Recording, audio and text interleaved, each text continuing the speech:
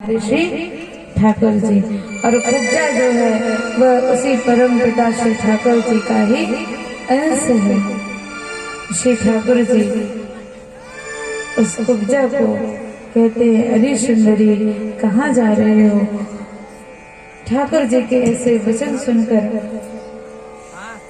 कुब्जा रुकी। कुब्जा ने कहा कि जब ऊपर सर उठाकर देखा, श्याम की इतनी प्यारी मूरत है कि देखकर ही मोहित हो गई और कहती है कि अरे आज तक तो मुझे किसी ने सुंदरी कहकर संबोधित नहीं किया। भगवान ने उसे अपना साक्षात रूप का दर्शन कराया है। जिस प्रकार से माँ सबरी इंतजार कर रही थी, इंतजार करते करते बूढ़ी हो गई थी, उसी प्रकार ये कुब्जा भी एक भगवान की भक्त ही है, जिस पर भगवान ने अपनी कृपा बरसाई है। कुब्जा कंस के लिए चंदन बनाकर लेकर जा रही थी, चंदन का लेपन करने जा रही थी। ठाकुर जी ने वह चंदन का लेप देखा तो वह कुब्जा से कहते हैं कि अरे सुंदरी हम स्नान कर लिए हैं, स्नान तो कर लिया लेकिन चंदन हमारे नहीं लगा है, आप कृपा करके हमारे चंदन लगा दीजिए। कुब्जा ने कहा कि अरे महाराज, मैं तो इस नगर के राजा, मथुरा के राजा कंस के लिए यह चंदन बनाकर लेकर जा रही थी। अगर उन्हें पता चल गया तो फिर मैं क्या करूंगी। ठाकुर जी ने कहा कि तुम मुझे चंदन लगा दो, बाकी सब हम निपट लेंगे। ठाकुर जी ने कुब्जा से चंदन लगवाया है और जो कुब्जा 3 जगह से टेढ़ी थी, जैसे ही कुब्जा ने चंदन उठाया है लगाने के लिए, ठाकुर जी ने उस कुब्जा की अंगूठे पर पैर रखा है और हाथ उसकी दाढ़ी पर रखा है और ठाकुर जी ने उस कुब्जा को जो की 3 जगह से टेढ़ी थी, कमर से झुकी हुई थी, उस कुब्जा को ठाकुर जी ने उसकी दाढ़ी पकड़कर उठा दिया और उससे एक सुंदरी प्रकट हुई है। इस प्रकार से ठाकुर जी कुब्जा पर अपना कृपा करते हैं। भगवान ने कुब्जा पर अपनी कृपा दृष्टि दिखाई है। अब आगे जा रहे थे कि एक जगह पर मथुरा के राजा की पोशाक सिली जा रही थी। उस दर्जी के पास अनेकों पोशाकें थी, बड़ी सुंदर सुंदर पोशाक थी। अब यहाँ जो ठाकुर जी के साथ जो ग्वाले गए थे, उन्होंने तो कोई कपड़े पहने नहीं थे, जो घर से पहना था वैसे ही पहने पहने ठाकुर जी के साथ निकल गए। ठाकुर जी के पास जब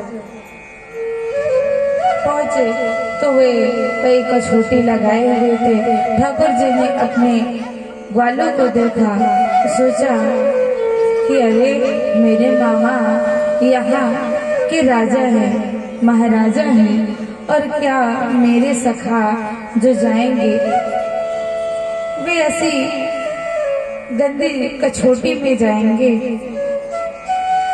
क्यों ना इन्हें नए वस्त्र में धारण करवाऊं।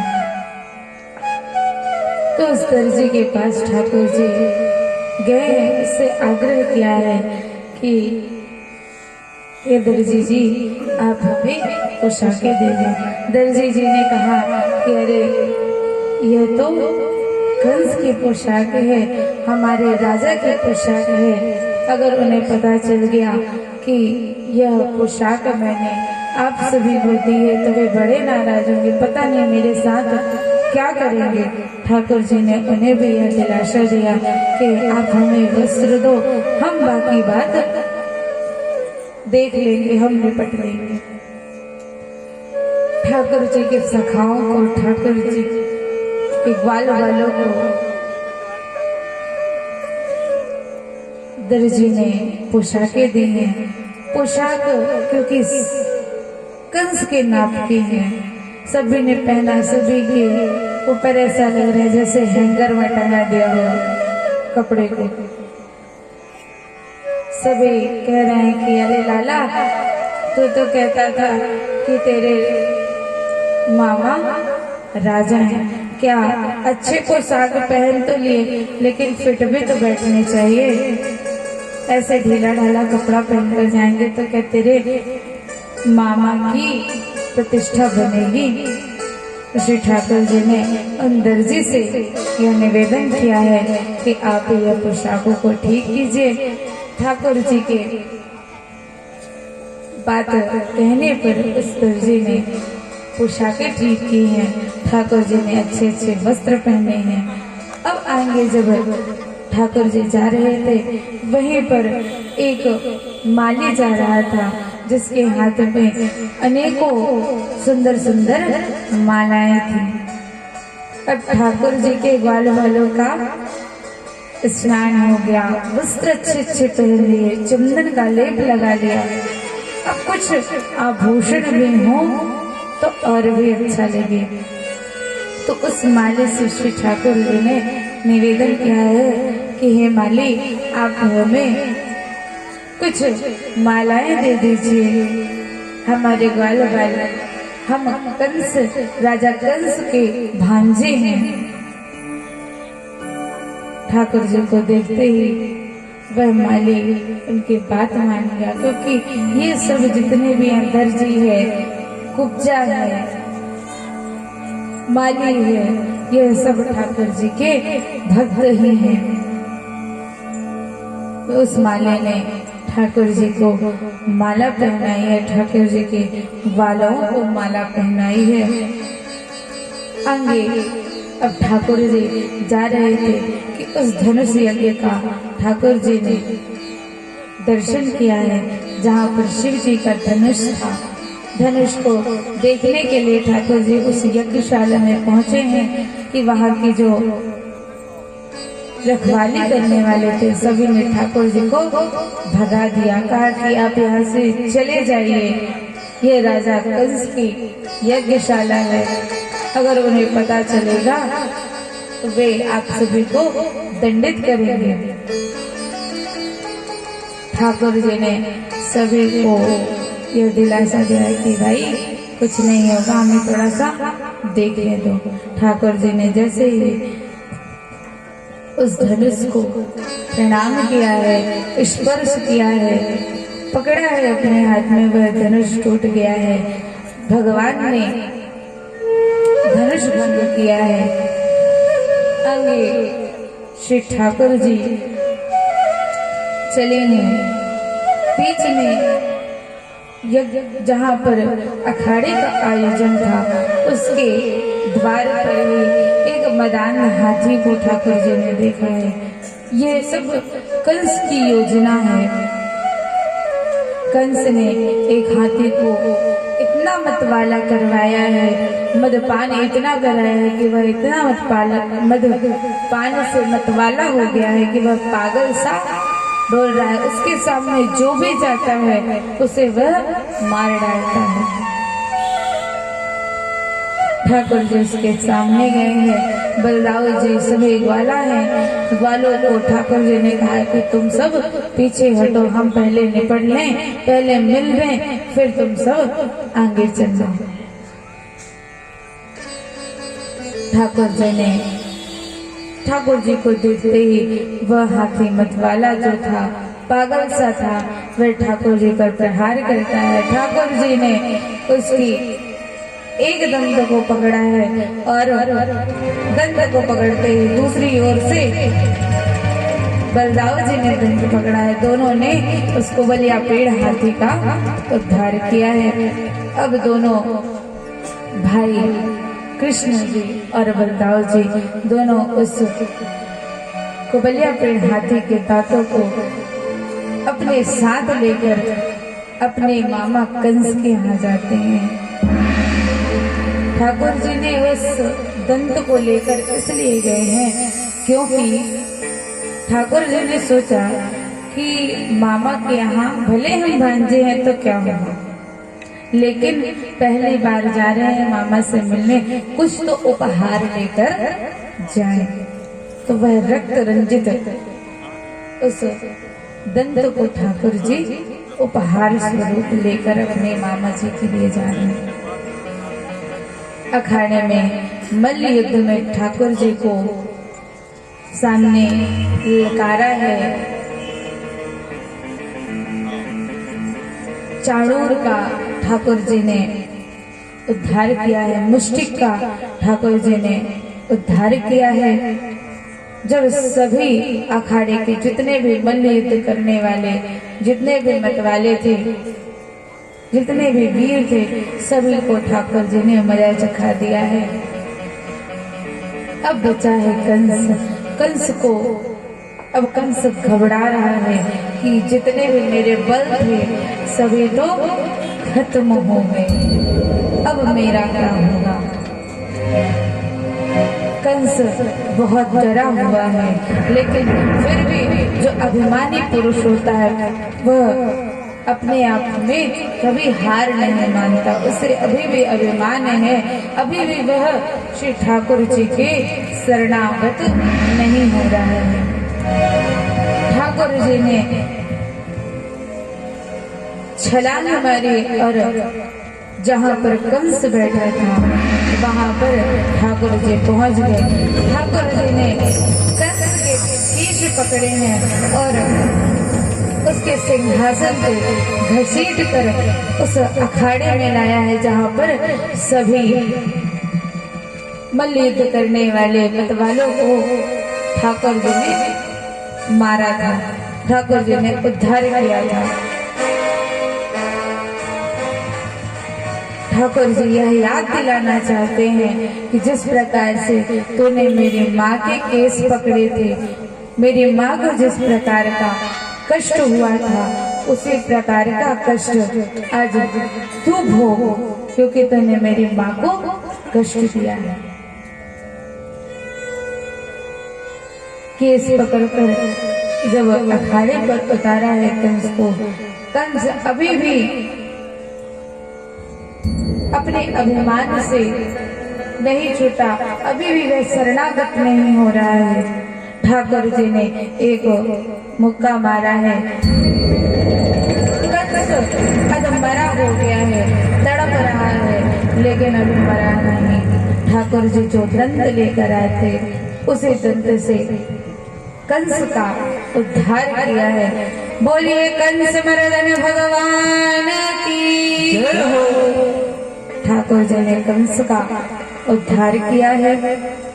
इसके पश्चात ठाकुर जी ने, जो कंस के पिता हैं, कंस ने अपने पिता को जबरदस्ती कारागृह में डाल दिया था और खुद सिंहासन में बैठ गया था।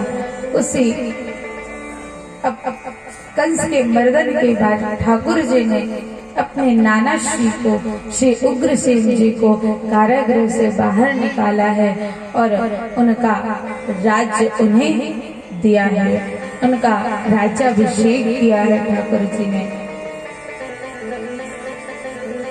इसके पश्चात वसुदेव जी की यह परंपरा है कि वह अपने यहाँ के जितने भी बालक हैं उन्हें सांदीपनी आश्रम भेजते हैं।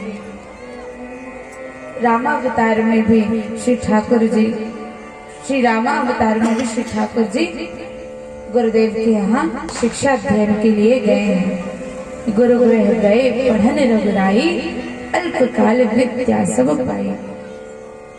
सांदीपनी आश्रम गए हैं।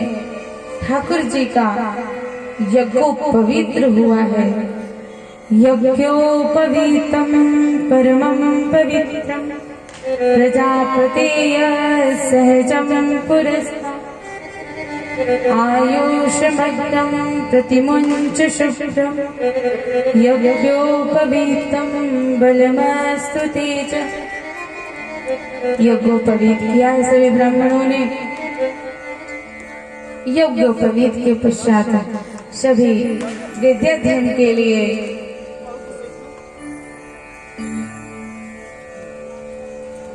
यज्ञोपवीत करने के पश्चात ठाकुर जी ने विद्याध्ययन किया है, जहाँ श्री ठाकुर जी से सुदामा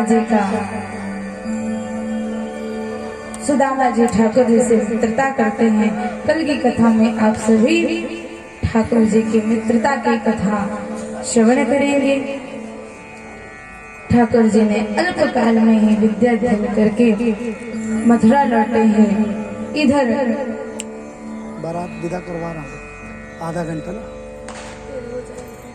बहुत देर लगेगी, 15 मिनट बस, 15 से 20 मिनट। जल्दी आगमन करा, तुम जल्दी भिजवा दो, जल्दी ले जाओ, ज़्यादा दूर नहीं जाना। ठीक है, आधा घंटा तब भी। ठाकुर जी का विद्याध्ययन हुआ है। अब ठाकुर जी लौटे हैं। एक दिन ठाकुर जी बैठे बैठे रो रहे थे। ठाकुर जी की आंखों से आंसू बह रहे थे। ठाकुर जी ने ठाकुर जी को आंसू बहाते श्री उद्धव जी ने देखा। उद्धव जी जो है वो ज्ञान मार्गी भक्त है। उद्धव जी जानते हैं कि ठाकुर जी साक्षात परब्रह्म है, लेकिन फिर भी जो कन्हैया हमारे हैं वे सखा रूप में उद्धव जी के साथ रहते हैं। उद्धव जी ने देखा कि ठाकुर जी रो रहे हैं। रोते हुए ठाकुर जी को देखा। उद्धव जी ने पूछा कि ठाकुर क्या बात है, तुम रो क्यों रहे हो? ठाकुर जी कुछ कह नहीं रहे हैं, क्योंकि वे उस विरह में हैं जिस विरह में हमारी श्री राधा रानी थी। ठाकुर जी को भले ठाकुर जी सब अपनी लीलाएं कर रहे हैं, लेकिन उन्हें ब्रज नहीं भूल रहा है। मुझे ब्रज बीच रखना ही।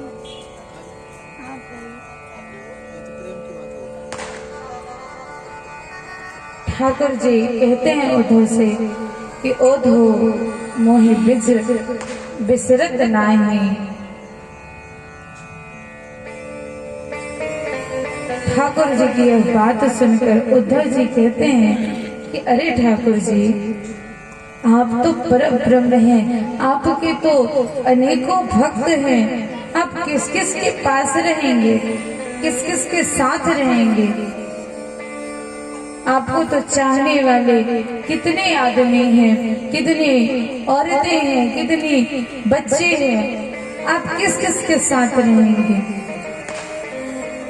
ठाकुर जी कहते हैं तुम ठीक कहते हो उद्धव, सब सही कहते हो, तुम्हारी बात ज्ञान की है और मैं तुमसे यह प्रेम की बात कर रहा हूँ।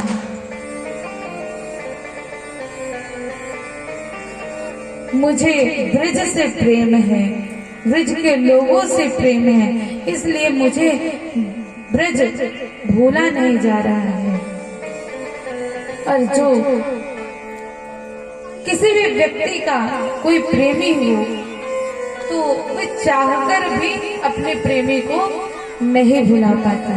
वो कितने भी कामों में जुट जाए, कितना भी प्रयास कर ले अपने प्रेमी को भूलने का, लेकिन भूल नहीं पाता। और हमारे ठाकुर जी तो स्वयं साक्षात प्रेम के स्वरूप हैं। वे तो यहाँ प्रेम ही बिखेरने आए हुए हैं। ठाकुर जी उद्धव से कहते हैं कि मैं तो नहीं जा सकता उद्धव, लेकिन एक काम करो, मैंने गोपियों को यह वचन दिया था कि मैं 2 दिन पश्चात आऊंगा। 2 दिन कहते कहते आज कितने साल बीत गए, मैं अपने ब्रज नहीं गया। तुम एक काम करो, मेरी खबर लेकर मेरी गोपियों की, मेरे नंद बाबा की, मेरी यशोदा मैया की तनिक खबर ले आओ। तुम खबर ले आओगे, मुझे तसल्ली हो जाएगी कि सब ठीक है। उद्धव जी ज्ञान मार्गी भक्त हैं। उन्होंने सोचा ठीक है, जाता हूँ, ज्ञान की कुछ बातें करूंगा, समझाऊंगा, ज्ञान से कुछ समझाने की प्रयास करूंगा, तत्व ज्ञान से कुछ समझाने का प्रयास करूंगा, मैं अपने से समझा लूंगा। उद्धव जी मन ही मन यह सोचते हुए गोकुल जा रहे हैं। लेकिन जब वहां की सखियां उद्धव की जो रथ है, रथ की जो पताका लहरा रही थी, एक सखी अटारी पर चढ़ी हुई थी, उसने उस पताका को देखा और उस सखी को लगा कि मेरे ठाकुर जी अपने वचन को रखने के लिए, अपने वचन के लिए शायद आज आ रहे हैं।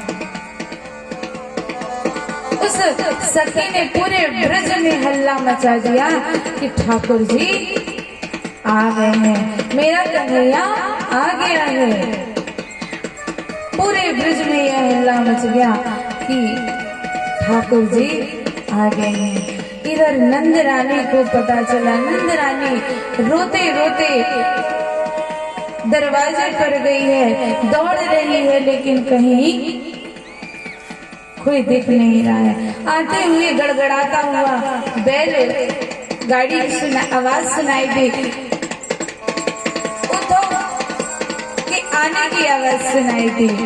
पहले तो बैलगाड़ी की आवाज सुनकर यशोदा रानी को लगता है ठाकुर इसी में बैठकर आ गया, लेकिन जब मुड़कर देखती है तो उसमें कोई ठाकुर जी, कहीं पर भी ठाकुर जी नहीं बैठे थे। यशोदा रानी वहीं पर बैठकर रोने लगी कि कब आएगा मेरा लल्ला, कब मैं उसे अपने अंक में भरकर प्रेम कर पाऊंगी। रो ही रही थी यशोदा रानी कि गड़गड़ाती हुई आवाज से, घोड़ों की पैरों की आवाज से, या आवाज से गोपियों के मन को इतनी प्रसन्नता हो रही है कि लगता है ठाकुर जी आ रहे हैं, क्योंकि ठाकुर के भक्त भी ठाकुर के जैसे ही स्वरूपवान हैं। दूर से जब उद्धव जी को गोपियों ने देखा तो गोपियों को लग रहा है कि लगता है ठाकुर जी ही आ रहे हैं, क्योंकि उद्धव जी भी पीतांबरधारी हैं। लेकिन जब पास आए हैं उद्धव जी, सभी का संदेह मिट गया, सभी रोने लगे कि अरे हम क्या सोचकर आए थे और क्या हो गया, ठाकुर तो हमारा कहीं नहीं है। लेकिन उस ध्वज के कारण, जो कि मथुरा का ध्वज था, उस ध्वज के कारण गोपियों को यह समझ आ गया कि यह मथुरा का ध्वज है। जैसे हमारे यहाँ का ध्वज है तिरंगा, अगर हमारा ध्वज कहीं पर भी लहरा रहा है तो यह समझ आएगा कि हम हिंदुस्तानी हैं। उसी प्रकार मथुरा का ध्वज जब गोपियों ने देखा तो ये समझ गए कि यह मथुरा का ध्वज है। जरूर इसमें कान्हा जरूर नहीं आया है, लेकिन कान्हा का कोई संदेश जरूर आया होगा। उद्धव जी से सभी रोती हुई बिलखती हुई पूछ रहे हैं कि हमारा कन्हैया कैसा है, कुछ खाता है, कुछ पीता है कि नहीं। कैसा दिखने लगा है। कई वर्ष बीत गए हैं कन्हैया को देखे, क्या कन्हैया बड़ा हो गया है, कैसे दिखने लगा, क्या कन्हैया हमें भूल तो नहीं गया। उद्धव जी बता रहे हैं कि अगर भूले होते तो क्या मुझे भेजा होता। उद्धव जी बड़े प्रेम से सभी गोपियों से मिल रहे हैं। देखिए बारात निकल रही है। आप सभी थोड़ा धैर्य धारण करिएगा। ठाकुर जी की बारात कुछ ही समय पश्चात आप सभी के समक्ष आएगी। बच्चे शांत बैठ जाएं, आप सभी के समक्ष आएगी झांकी। कृपा करके अशांति न फैलाएं। ठाकुर जी के दूत उद्धव जी से गोपियों का मिलन हुआ है। उद्धव जी सभी गोपियों को समझा रहे हैं कि वह परम ब्रह्म परमात्मा है, वह हर किसी के साथ नहीं रह सकता। आप सभी क्यों रोती हैं? वह तो सबके, आप सभी के हृदय में वास करता है। वह आप सभी के समक्ष नहीं है, आप सभी के साथ नहीं है तो क्या हुआ, वह तो आपकी यादों में तो है ना, आपके हृदय में तो विराजमान है ना। आप क्यों रोती हैं? तो सखियां कहती हैं कि ये तो प्रेम की बात है उद्धव, ये तो प्रेम की बात है उद्धव, बंदगी तेरे बस की नहीं है, ये तो प्रेम की बात है उद्धव, ये तो प्रेम की बात है उद्धव, बंदगी तेरे बस की नहीं है, यहाँ कहने के होते सारे, यहाँ कहने के होते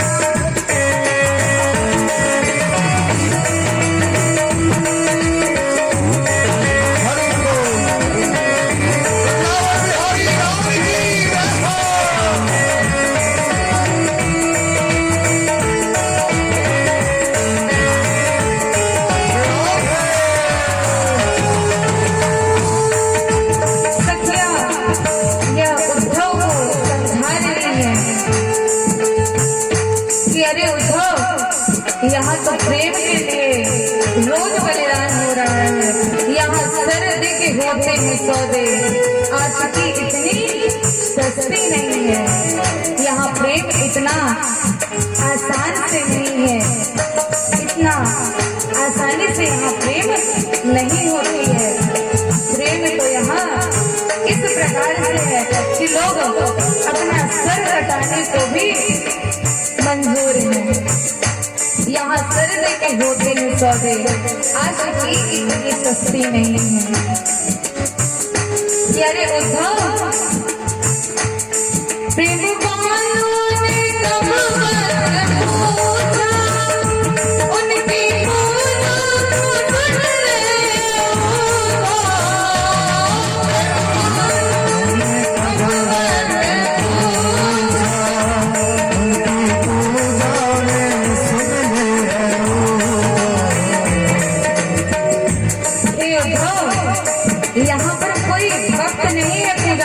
का। यहाँ पर कोई ये नहीं सोचता कि सुबह शाम किस समय पूजा करनी है, कोई समय निर्धारित नहीं है।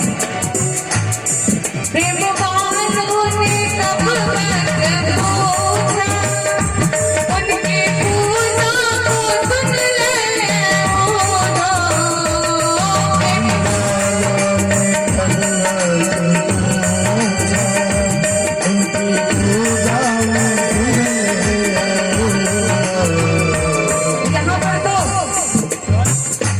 यहाँ दम दम में होती है पूजा, यहाँ दम दम में होती पूजा।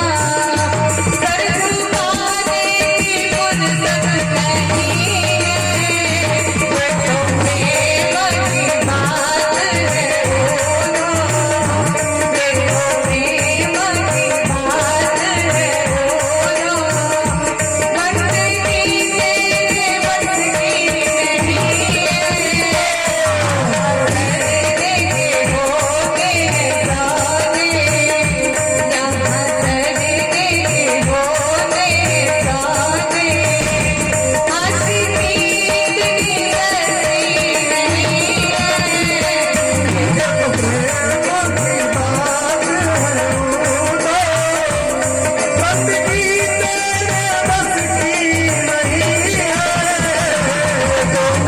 प्रेम की बात है।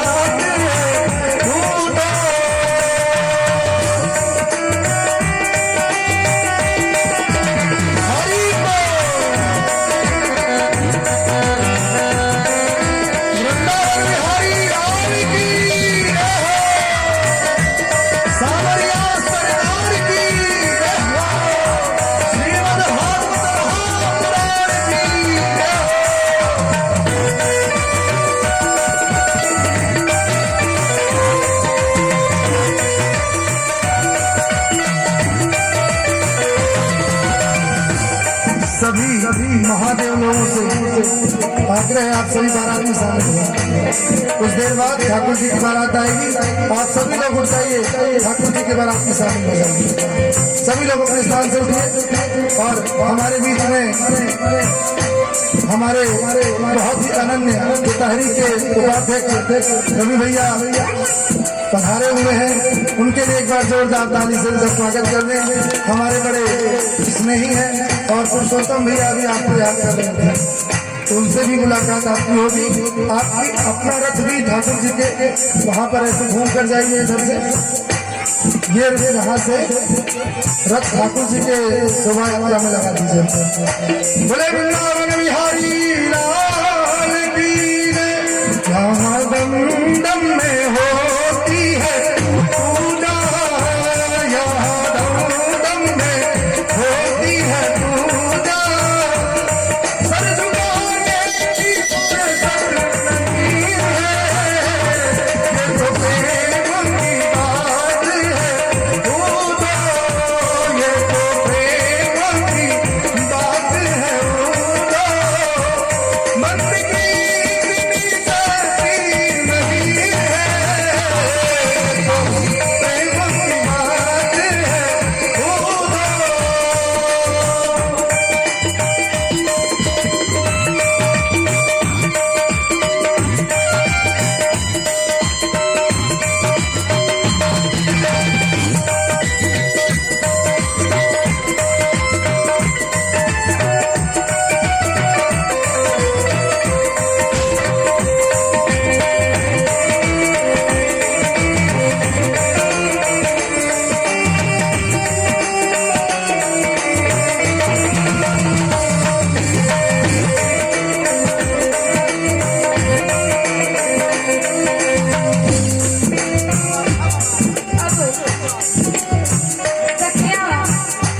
उद्धव जी से समझा रहे हैं।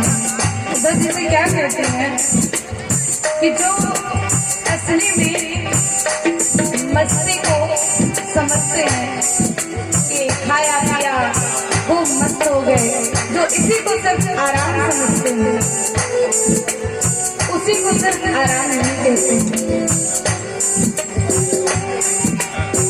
सखियां कहती हैं जो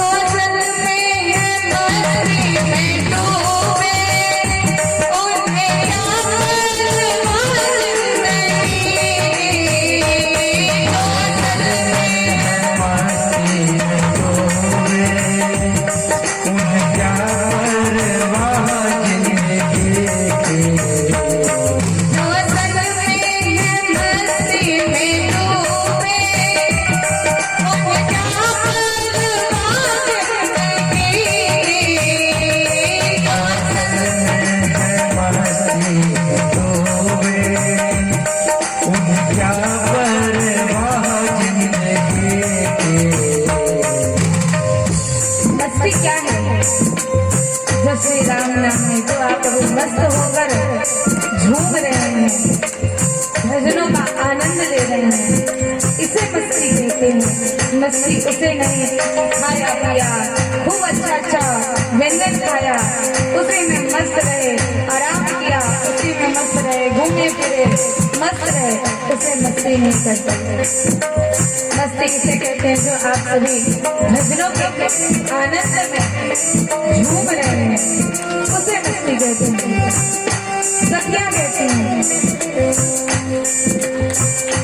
जो चढ़ती है मस्ती, ये चढ़ती है मस्ती, वो हकीकत में मस्ती नहीं है, वो तो प्रेम की बात है, वो तो ये तो प्रेम की बात है, वो तो बंसी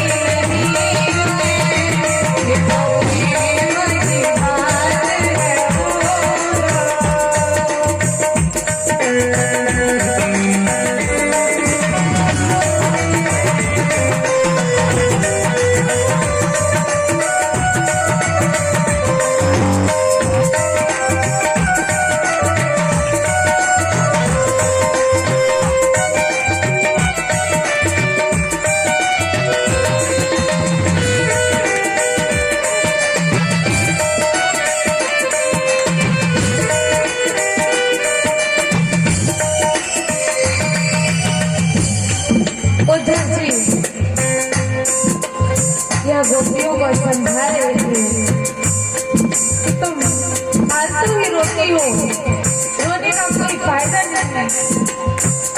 वो ठाकुर जी तो लीला करने आए हैं और लीला में ही चले जाएंगे, तुम बेकार ही रोती हो। तो सखियां क्या कहती हैं? जिसके नजरों में है राम प्यारे, वो तो रहते नजरे प्यारे।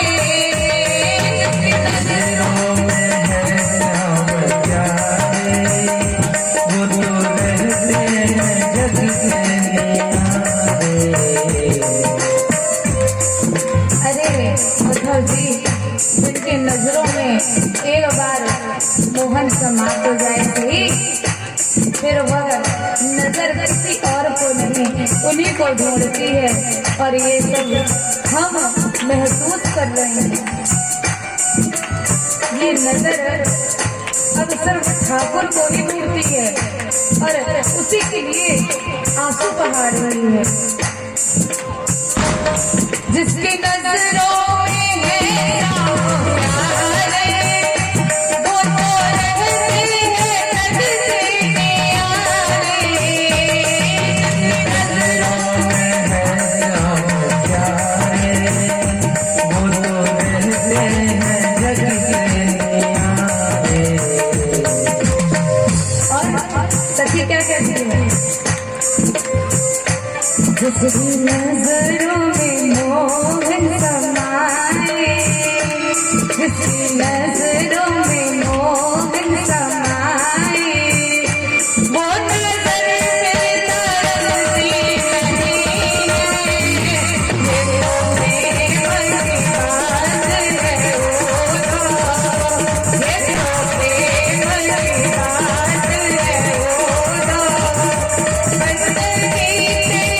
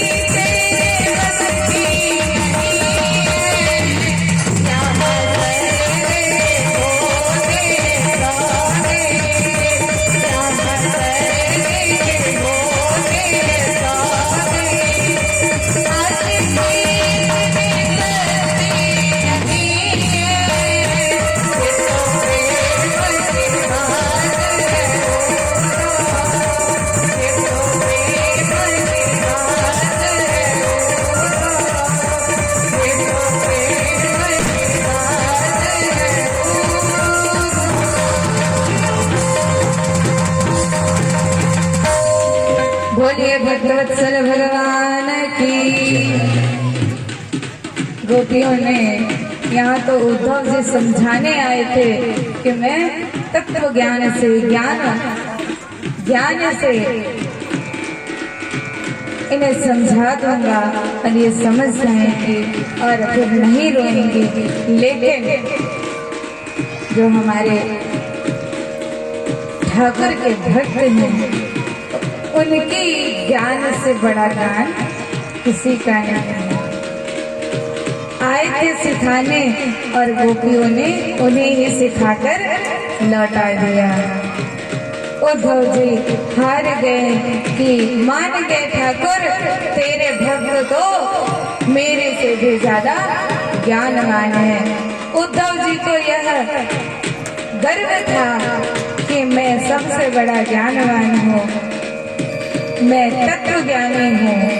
लेकिन आज उद्धव के भी मान का भंग श्री ठाकुर जी ने ऐसी लीला की कि उद्धव के भी उस मान का भंग ठाकुर जी ने कराया।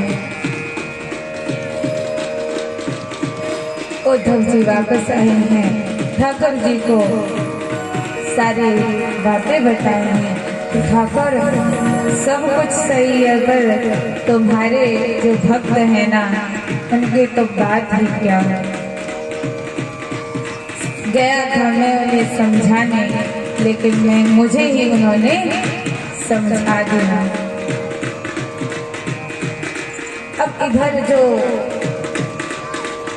कंस की पत्नी है उनका नाम है अस्ति और प्राप्ति। अस्ति कहते हैं जो है और प्राप्ति कहते हैं जो मिल जाए तो प्राप्त हो जाए। तो कंस का तो स्वभाव ही है अस्ति और प्राप्ति है और प्राप्त करना है।